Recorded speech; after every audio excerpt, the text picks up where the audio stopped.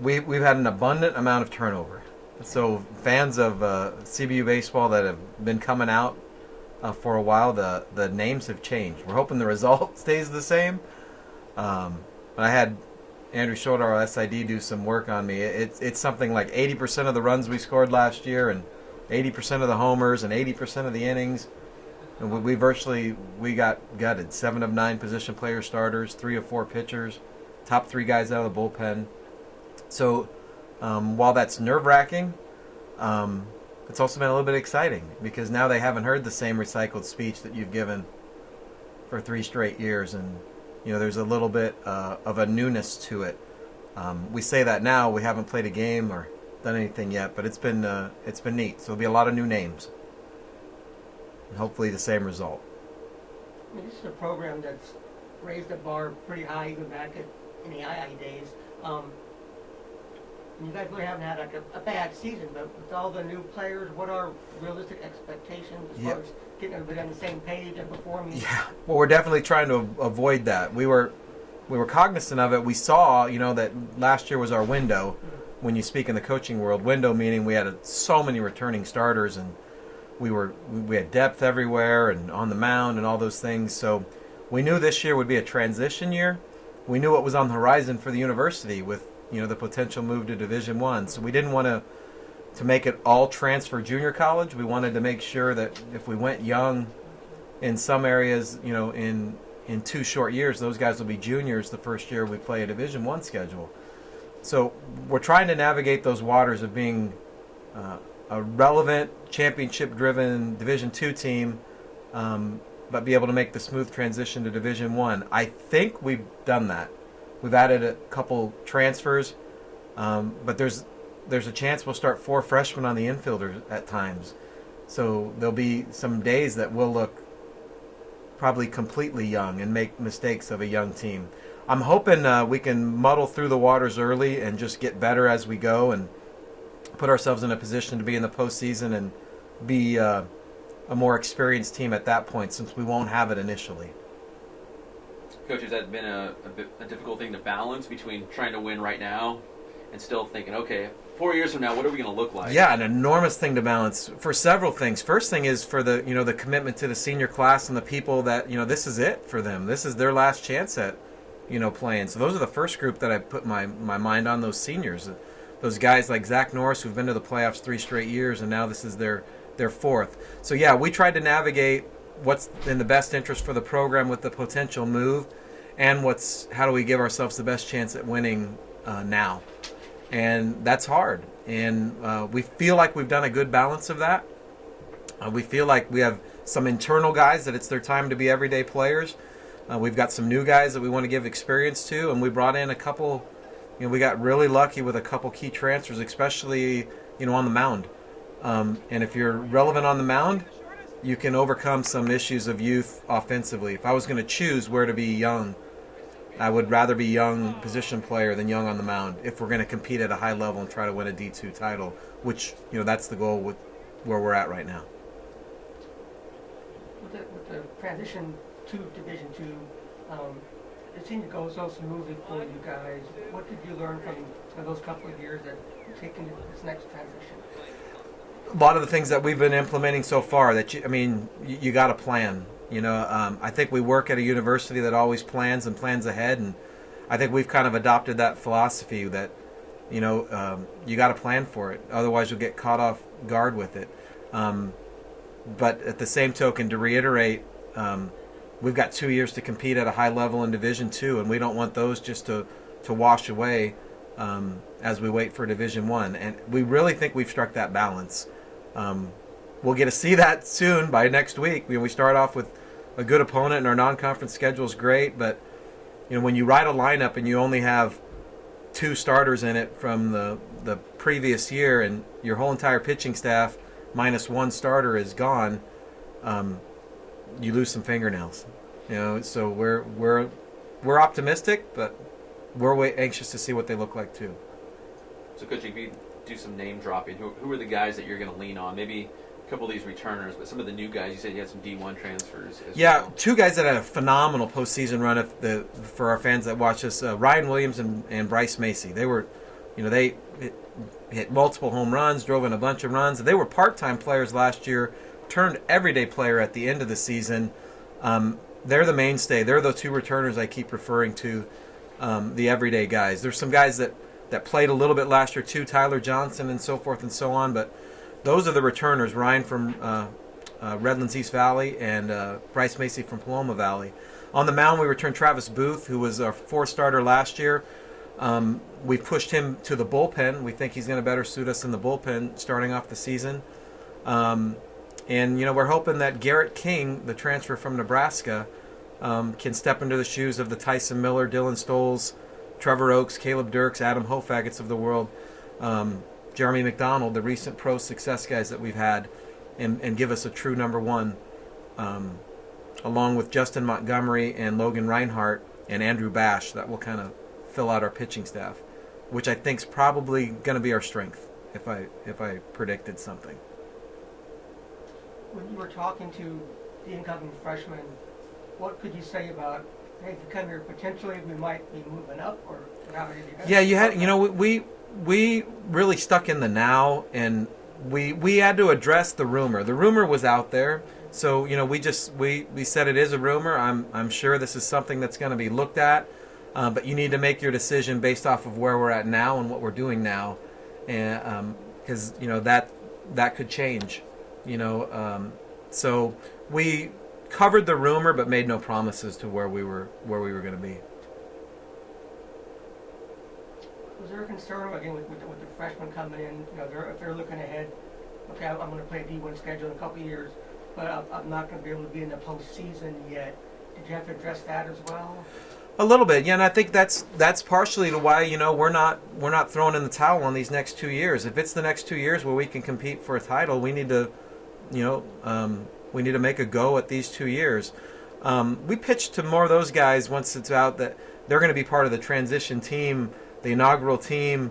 They're getting really the best of both worlds to compete at the highest level, to chance to win a D2 title, and to kind of be groundbreakers to where they can look back, similar to what I feel like our NAI to D2 players feel like, that they were part of something special. To your point, a seamless transition along the way, and I think they take pride in that. Based on what you guys did last season, the first postseason event here on campus, and it was great. You guys were so close to reaching the World Series. Is it not fair to take what you guys did last year and that strong senior class and look at this year and say, or is this completely, like you said, completely new, a lot of new names, a lot of new faces? That's a great point that you bring up. We addressed last year and the disappointment of last year in our very first meeting, and then I said that's where it's going to end. We're not going to address it. We're not going to talk about it. I do believe that you learn from history, so I'm not negating the downfalls and why we lost, but at the same token, with so many new guys, that wasn't their disappointment. That wasn't their frustration. I wanted them to know we were about them and integrating us in a new season. We'd love to put ourselves in that position again, but that's going to take so much work with the amount of substance we lost. We just kind of needed to put our nose down and go to work and not reflect or reminisce too long on our past disappointment. Have you had a chance yet? I know it's early, but to kind of see where you guys fit in the Pac West. I mean, is everybody just loaded and the team to beat? Or yeah, there's I think it's going to be a really good baseball league this year. One of the first teams that comes to mind for me is Point Loma. They're returning so much on the mound, and I think when they're rolling in all 4 starters returning from last year, which were all great. They've been starters for 4 years. Dixie State's returning 7 of 9 players and 3/4 of their rotation, and the standard people that I know will be there, and yet I think some of the people that haven't been good have upgraded as well. I think one of the best pitchers in our league, pitches at Academy of Art in Beauvais. So it's going to be a knockdown, drag out, get after it. I don't think there is a clear-cut favorite. Sure, we're the returning champs, but we got gutted, so I think we're not bringing back anybody that anybody knows about. So I think it's just a wide open race. Did I see there was already one preseason poll out? Is that right? Where you guys were 14 in the country? Or something? Yeah, and the collegiate baseball poll, and for is most that people, just based on what? yeah, I mean, I think that's the easiest way to do preseason polls is to look at where you were last year and So they don't take into who was account there. like, who you lost or anything like that? You know what? I submit stuff saying what we lost, and we still came out that way. But I think there's, maybe a respect for the program and the fact that, and I told our guys that, they might know the names, but people know the program, and there'll be a new name, hopefully, that, a new name that can replace a Tyson Miller and people like that. If we've recruited correctly, that should be the case, and that's what we hope for. One thing Dr. Parker mentioned about the transition was that he liked that a lot of the staff, a lot of the coaches had Division I experience already, including yourself. So based on what you know, what's it going to take to make that smooth transition to that next level? I look at our roster, and Coach Cepeda, my hitting coach, he was just recently at Long Beach State, and I think he would agree with me. And when we look at it, we've got to probably increase our depth, first and foremost. And the depth will be able to be increased in the scholarship increase right off the bat. I mean, instantly there with the increase in scholarships, we should be able to increase our depth. Maybe our overall athleticism as position players needs to come up a tick. I think if you look at it, and we've said this and argued this, and the draft has proven this, Tyson Miller was a fourth rounder for the Cubs. It's not like he couldn't pitch at any Division I country in the program in the country. So it's not that we were void of Division I players. We just need more of them, I think, is where it comes. And if we can create more and more depth and a little bit more athleticism, I think, I've had scouts even say the pitching staff they've seen us this year is equivalent to a lot of the teams in the area, regardless of level. So I think the gap might not be as far as some may think. As far as the local recruits, I know you already pretty much recruited against DCR in terms of the same talent. Is it a little different now that you can say, hey, we're Division I also? Yeah, the only thing I think that they could say that we couldn't say was that we had two behind us and they had one behind them. So yeah, that takes that out of the equation. For us, recruiting's always been about fit. And even when we were recruiting as a Division II versus Division I's, we spoke to fit all the time. And it's, if you can make a decision in recruiting based off of fit, where you feel like you're going to thrive, and for us, we like to develop spiritually, athletically, and academically, and a preparation model, where we develop players, and if you feel like you fit there, then this is the best place to go. I got asked when we were Division II, and we still are, but in the past, I can't believe you would sign so-and-so, or, so-and-so's there. And my first question to them is, it's a good fit. And, come watch us play, come watch us practice, come to our university, come meet our professors, come meet our staff, come see our facilities. You won't ask how that happened. But now that the number is removed, I think we'll even have less of those questions. You mentioned Macy and Ryan Williams from Yep. Rev. Do you feel like the longer you've been here and the more established the program is and what you guys did last year, do you feel like it's easier to go to some kids' parents and say, hey, CBU is the right fit? Especially, I'm talking specifically Yes. like local, because there's a lot of talent here in the Inland Empire. Do you feel like it's easier? Is it the same pitch? I mean, how is it maybe different from when you started? Well, I feel like I've kind of just been on a wave since I've started, and the wave started, and now it's crescendoing, and we're at the peak. And with each, I can't go to the grocery store if I'm not having this on, and people are excited about what's going on at CBU in the area, and whether that be the engineering building or athletics or all the things that we're doing here. So yeah, we're taking advantage of that absolutely, and it's getting us into some more homes with the announcement. But honestly, people wanted to be a part of it even before this announcement, based off of the success that other individuals are showing they're having in the classroom and in their spiritual life and on the athletic field. It's just now we have a little more, maybe a bigger pool to choose from. You guys have a good reputation for developing pitchers. At Division I, it seems like if you got that Friday guy, you're already in a good start right there. You kind of look at that as well, that pitching is going to be our priority.